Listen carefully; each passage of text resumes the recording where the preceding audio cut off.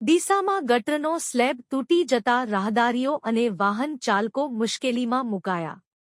અવરજવર કરતા વાહન ચાલકો અટવાયા.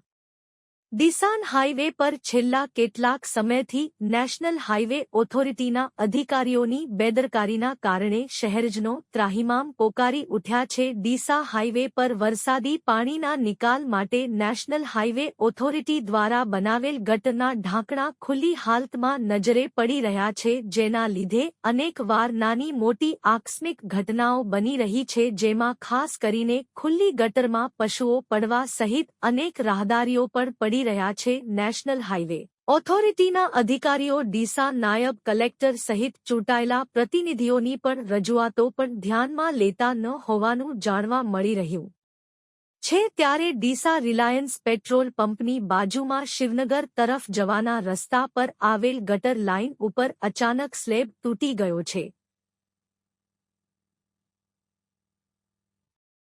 જેથી અવરજવર કરતા રાહદારીઓ અને વાહન ચાલકો ભારે મુશ્કેલીમાં મુકાયા છે.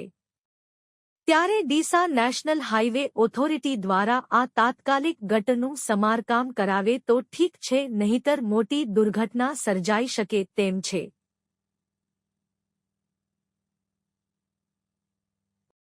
આ રોડ પરથી મોટા પ્રમાણમાં ડીસા બજારમાંથી વાહનોની અવરજવર રહે છે. રાહદારી રસ્તો પણ હોવાથી કોઈ મોટી દુર્ઘટના સર્જાઈ શકે છે. ત્યારે નેશનલ હાઇવે ઓથોરિટીના અધિકારીઓ તો મોટી આકસ્મિક ઘટના બને તેની રાહ જોઈને બેઠા હોય તેવું દેખાઈ રહ્યું છે. ત્યારે ડીસા ધારાસભ્ય દ્વારા તાત્કાલિક અસરથી નેશનલ હાઇવે ઓથોરિટીના અધિકારીઓ પાસે કામગીરી કરાવી તૂટેલા ગટરનું સમારકામ કરાવી ખુલ્લા ગટર પર ઢાંકણા ઢાંકવામાં આવે તેવી લોકોની માંગ છે.